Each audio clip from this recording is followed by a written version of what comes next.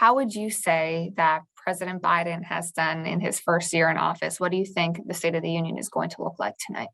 Well, it's a little tough, and that's what the polls are saying and have been saying for some time since last summer after the botched withdrawal from Afghanistan. I think what the president is finding is that his goals were probably misplaced at the beginning of his term, well over a year ago now. Lots of lofty talk about a new deal and how he was the next FDR. FDR had massive majorities in Congress, and he has small majorities in Congress, in fact, a 50-50 US Senate. So a year later, very little progress and a lot of probably overambitious legislative package. As I mentioned, the disastrous withdrawal from Afghanistan that made him look weak, made this country look weak on the world stage, the way that unfolded. And now you have the ongoing lingering effects of inflation, particularly street inflation, meaning food and fuel prices, after he reassured everybody, his administration reassured people that that was temporary and wouldn't be long lasting, and now appears to be here to stay, at least through the elections this fall. Obviously, polls are just a snapshot in time, but these numbers are low. 37% approval rating. That's a low number. Can it go up from here? And what would it take? And what strategy should his administration take? So certainly it can go up from here, and he is near historic lows. But typically, when you're in a midterm election year, this is a midterm year, it's going to be halfway through his 4-year term. Typically, voters punish the party in power, and they appear very intent on doing that this November. So often the fever doesn't break until voters get to vote. So I think we're going to see a very good year for Republicans here in the fall.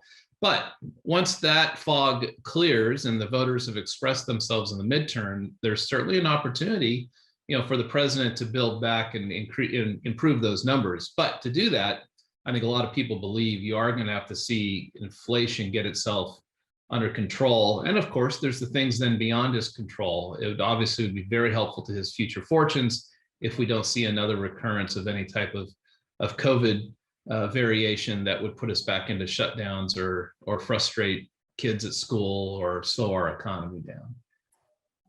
When he was running for president, he campaigned on, I have a plan to put an end to this. Do you think it would be disingenuous? How do you think he's going to handle the COVID response in his speech tonight? Can he take credit if the Trump administration created the vaccine? What type of balance should there be? If I were him, I would spend very little time talking about what has happened with COVID and trying to take credit for much, but be forward thinking.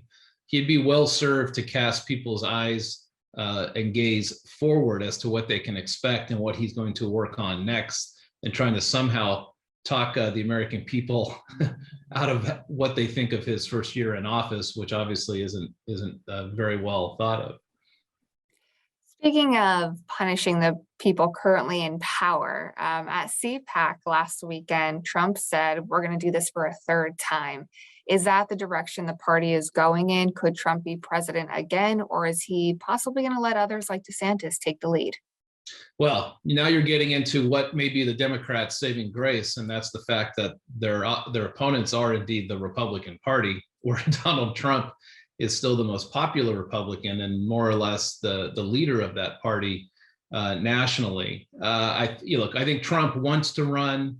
There's no question about that. If you look at how much his popularity has degraded amongst Republicans just in the first year out of office, it's reasonable to think that may continue. So, parties often reach back for something else.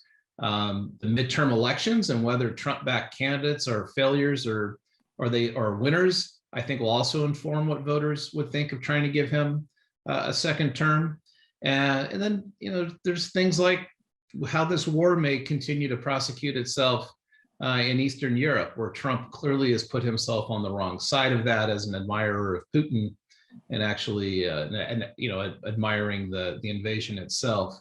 So we'll see how it all plays out. But if probably, in my opinion, is the worst thing going for Republicans would be Trump continuing to lead the party. He is a historic loser. We should not forget that. He lost the presidency, the Senate, and the House of Representatives all within that first term, something that hadn't been done by a Republican since Herbert Hoover. How should the GOP respond after the President's State of the Union? Well, they should really hammer Biden on domestic energy supply, the things that he has done to make us more dependent upon foreign importers, including Russia and Saudi Arabia. There's a lot more that can be done with domestic production, which also would be driving down price. So I think you'll hear a lot of talk from Republicans this evening about the price of energy, the price of food, and I think Governor Reynolds of Iowa, who will be delivering the Republican rebuttal, will be a person from the heartland that'd be well poised to deliver that message. Part of the messaging we were told tonight from the president is going to be one of unification, that he is a unifying president. What will that message look like? And is it possible? Is he like a JFK or a Reagan or someone who can get the majority on his side? Yeah, so look, if the president wants to unite the country, the president needs to stop trying to please the extreme woke left within his party.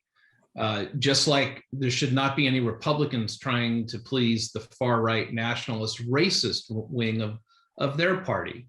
So what Biden has failed to do is really keep that promise to independent voters who have really turned on him, that he was going to restore competence and normalcy, bring back professionalism to governing this country. And instead, he has, I think, more widely been seen as someone who keeps being jerked around by the populist, or I should say the progressives in his party, such as the congressional squad, et cetera. So, there is tension in both parties right now between centrists and extremists. And it's really what is preventing, I think, the president from saying, yeah, I want to be the president to the people that are in the 70% of the middle, center left to center right. And he'd be well served to give a speech tonight that shows he can be up to that task and will refocus and repurpose himself towards that task. Got it. And this question isn't for tonight's story, but I'm just genuinely curious. Do you believe, I know he said it, that he will run again? I mean, he's only 1 year into the 4 years. I think at the end of the day, in his heart and mind, the president probably does not yet know if he would seek that second term. It's no secret that he is of an age where you probably want to assess that on a year-by-year basis.